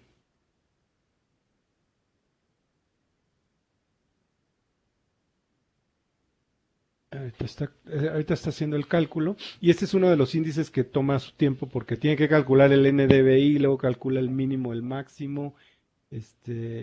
Incluso es posible que no tenga valor. Ah, sí tiene valor. Bueno, así en apariencia no se ve mucha diferencia, ¿no? Bueno, se ve en las faldas del volcán, se ve un poco de diferencia. Entonces, para aprender un poquito más de cómo están relacionadas estas dos cantidades, podemos usar la herramienta de diagrama de dispersión, Scatterplot y Polygon. Voy a seleccionar aquí un área.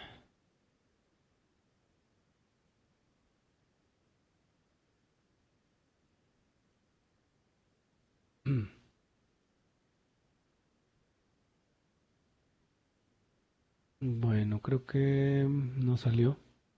Ahí está. No hay mucha variación, excepto quizá aquí. O sea, como ven, son aproximados. El de abajo es la temperatura de brillo y el de arriba es la temperatura superficial. Entonces diría yo que van de 12,48,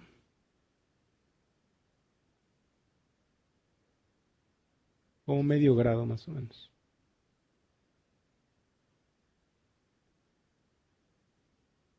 No, como 2 grados de variación más o menos, digamos, el ancho de esta banda.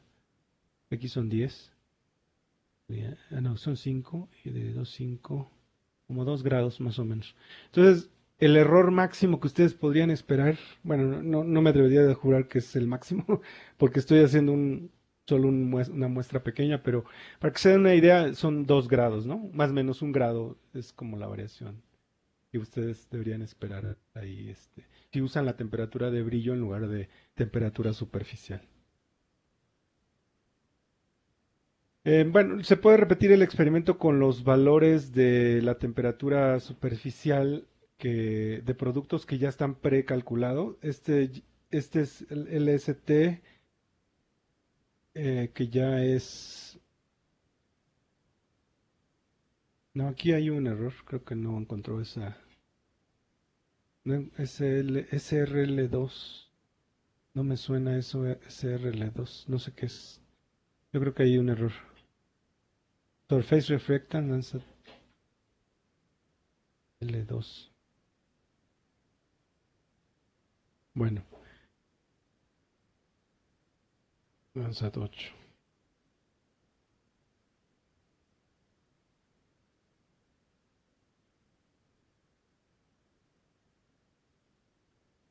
Es Landsat 8.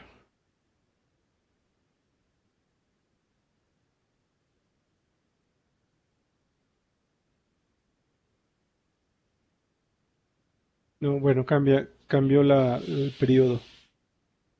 Cambió el periodo. Bueno, sí, lo que intentaba hacer era comparar el producto, el producto que generan con el test versus el que yo genero con ese algoritmo del NDVI. Pero bueno.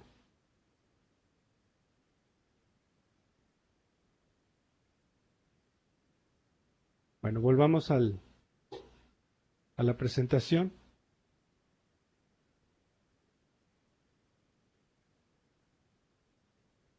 ¿Hasta aquí alguna duda?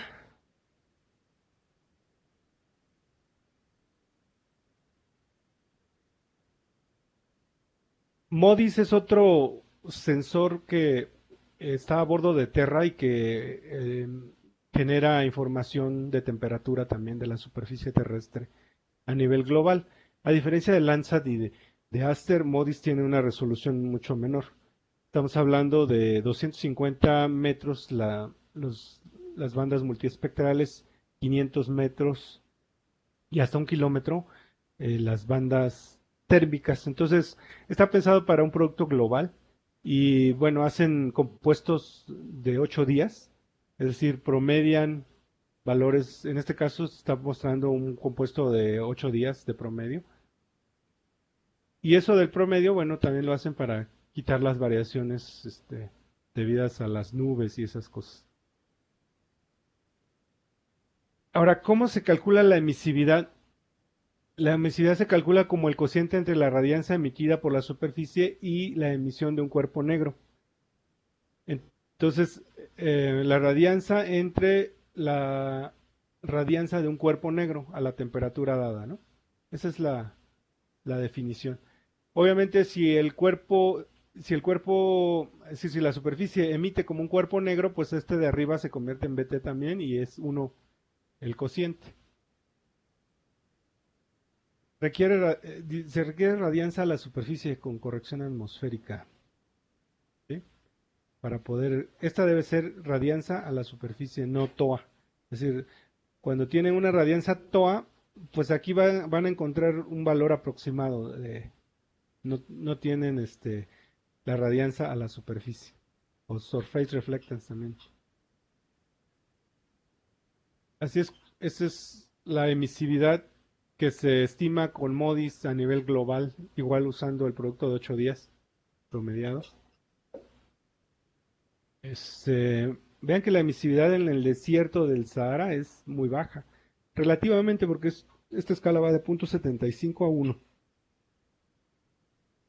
El cuerpo negro es 1, entonces casi gran mayoría de la superficie terrestre tiene emisividades arriba de 0.95.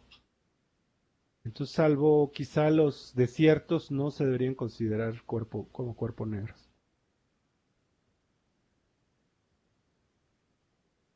¿Cómo interpretamos las imágenes térmicas? Bueno, hay que considerar siempre que la temperatura es temperatura superficial.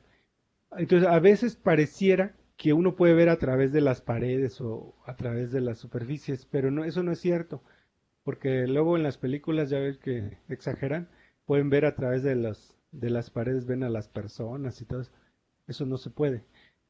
Se podría ver en algunos casos así muy particulares, donde la temperatura, este, digamos que lo que hay en el interior se manifiesta en la temperatura superficial. Se pueden ver gases que flotan, por ejemplo, como fantasmas. Aquí hay algunos ejemplos.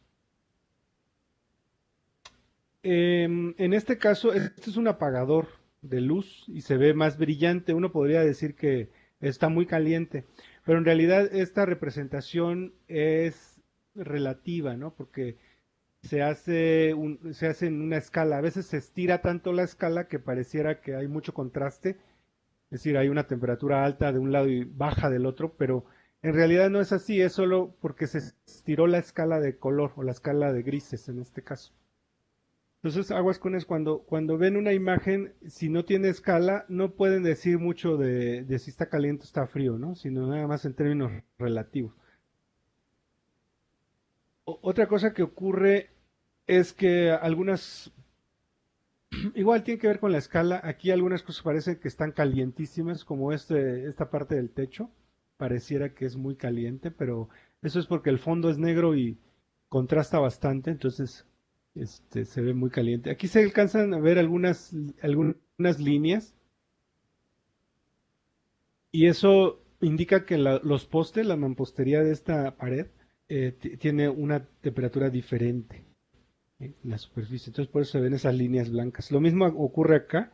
Estos postes en realidad, digamos, esta pared es plana, pero en realidad es tabla roca y tiene la estructura aquí, así, posiblemente metálica, y entonces se ve ahí como si vieras a través de la pared, y es porque pues la temperatura del poste se manifiesta en la superficie, se transfiere pues el calor. ¿Qué más? Aquí, por ejemplo, en esta se ve una sombra, no sé si se alcanzan a ver. Y uno podría decir, bueno, es que está este árbol y se proyecta la sombra. Y en efecto, sí se debe al árbol, pero no porque el árbol esté proyectando ahí la sombra en ese momento, porque a esta hora, esto es posiblemente en la noche, no había sombra. En realidad es posible que gran parte de la tarde la sombra estuviera aquí y ocasiona que esto se calentara poco más que esto. Y entonces aquí se guardó, digamos, se ve un poco de la historia, ¿no? De que aquí hubo más sombra que acá. Bueno, aquí hay 4 fotos. Déjenme recordar que las dos de arriba son térmicas. Es más, creo que aquí están. Imagen A y B, térmicas nocturnas y diurna. Imagen C y D, pancromáticas, ¿no? Entonces aquí la pregunta es ¿dónde está más caliente o cuándo estaba más caliente el lago, el agua, el mar? No sé si es mar. ¿Qué sería esto? ¿En la noche o en el día?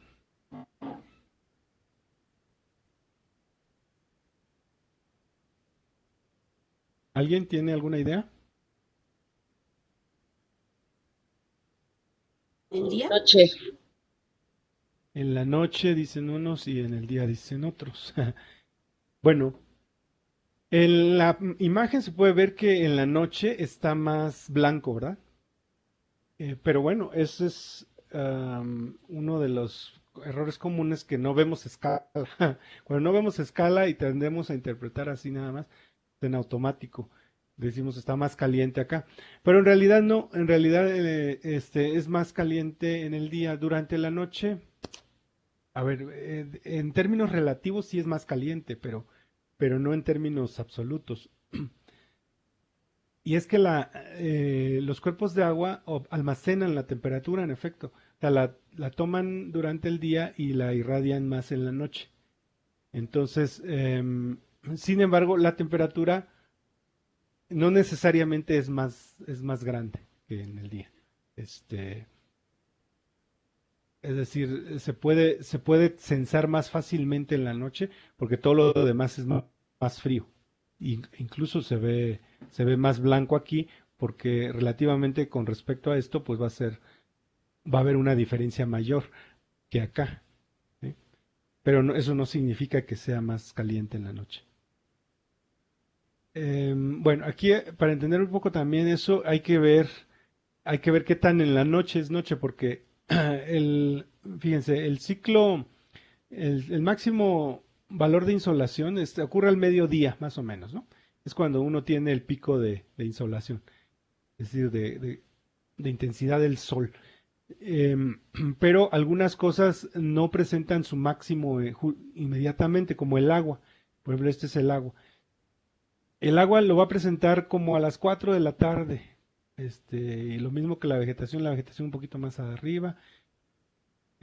Entonces, no es inmediatamente porque toma un tiempo reemitir esa energía que está absorbiendo. Sin embargo, en la noche, vean que ustedes ya después de las 7 de la noche, pues no está más arriba esta curva que cuando estaba acá. Entonces, por eso les digo con certeza que en la noche no estaba más caliente. Sí puede ocurrir que en la tarde, más tarde, después del mediodía, sí estaba más caliente el agua que al mediodía. Eso sí puede ocurrir. Y bueno, a este retraso de la temperatura con respecto a cuando incide la radiación, se debe a la capacidad calórica de los cuerpos, ¿no? A esa capacidad para almacenar la energía. Y el agua es una de ellas. La vegetación también puede almacenar energía. Los objetos metálicos, en cambio, no, esos responden inmediatamente. Es decir, si lo calientas, en el momento que lo calientes, el objeto manifiesta su calor inmediatamente. No lo almacena, todo lo vuelve todo lo transfiere nuevamente. Bueno, hay varias consideraciones ambientales, algunas de ellas creo que son muy obvias, como el viento. Si el viento está caliente sobre las superficies, pues se van a ver ahí algunas manchas. La lluvia siempre pues es más fría. Si hay sombras de las nubes, la humedad, todo esto va a influir. Y a veces cuando uno interpreta las fotos, pues tiene que pensar si no es algo que está sobre, es decir, si no es vapor y no está realmente sobre la superficie. Aquí, por ejemplo, no sé si se lo alcancen a ver ustedes en sus pantallas, pero hay como un patrón que se mueve en esa dirección y uno podría pensar, bueno, es que aquí acaban de arar este campo. Y no, en realidad es el viento soplando en una dirección que mueve el aire y se puede ver ese patrón. Acá lo mismo, quizá en este caso es más claro porque aquí es un volcán y tiene, digamos, el vapor que está circundando, se ve más caliente acá.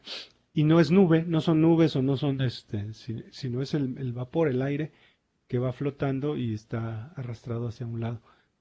En este caso, lo que están viendo son sombras, algunas sombras de nubes, que las nubes no se ven, pero ahí están, lo mismo acá, son sombras. Es decir, no es una propiedad de la superficie como tal, sino que es transferida por otros objetos o superficies circundantes. En el caso del suelo urbano, la temperatura es muy útil para ver la traza de calles, que son el asfalto, pues se calienta y en la noche, pues en términos relativos es más caliente que las áreas circundantes. La foto de la izquierda es una pancromática y la derecha es una térmica. Entonces hasta aquí se puede ver claramente las líneas blancas son precisamente las de asfalto.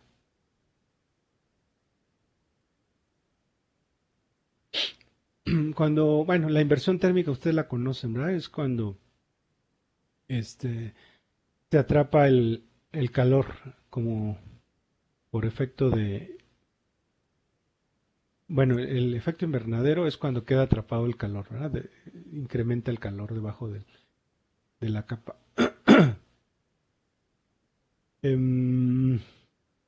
Bueno, esto también puede tener un efecto porque puede ocurrir que no detecten o que la temperatura detectada no corresponda porque el calor está como atrapado en una capa de vapor. ¿Sí? No se remite hacia la atmósfera, sino que está atrapado y eso es lo que puede causar una mala interpretación de las fotos térmicas. Bueno, esto es solo para decirles que la temperatura es una variable más que puede ayudar a separar cosas que de otra forma no se podría. Acá, por ejemplo, tenemos 3 cultivos diferentes, 2 de los cuales, según el NDVI, tienen el mismo patrón de NDVI o el mismo valor. Y solo se puede separar uno de ellos, que tiene un valor más alto de NDVI que los otros dos. Pero al usar, por ejemplo, en este caso, la emisividad, uno puede separar estos dos también. Entonces, de esa forma, la emisividad contribuye a separar objetos que de otra forma no se podrían. Además de ver la temperatura tal cual, así en escala de temperatura, uno puede hacer análisis como estos filtros que ya aprendieron ustedes, como el filtro de gradiente. En este caso es una imagen diferenciada, dice.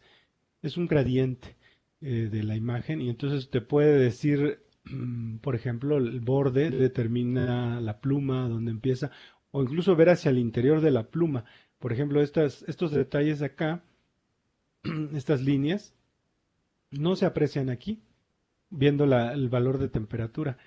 Entonces, a veces aplicarles filtros a estos valores de temperatura puede ayudar a interpretar la imagen. Y bueno, ya con eso acabamos. Bueno, esto es solo para ilustrar que la temperatura puede realzar, ¿no? Puede subir. En este caso, lo que están viendo aquí es una composición de color normal de las que ya ustedes conocen, pero al sobreponerle una temperatura con una técnica de visualización, ustedes pueden resaltar algunas áreas de interés, ¿no? Lo mismo se puede poner la temperatura sobre un modelo digital de elevaciones para ver en qué áreas está recibiendo más calor o en qué áreas, vean ustedes, por ejemplo, estas laderas, y ya sea por el material que hay o por la exposición al sol a mayor frecuencia, se detecta o se presenta una temperatura mayor. Bueno, hasta aquí, no sé si tengan alguna duda y si no, nos vemos la próxima semana. No, el miércoles, ¿qué próxima semana? El miércoles. Gracias, profesor. Sí, profesor.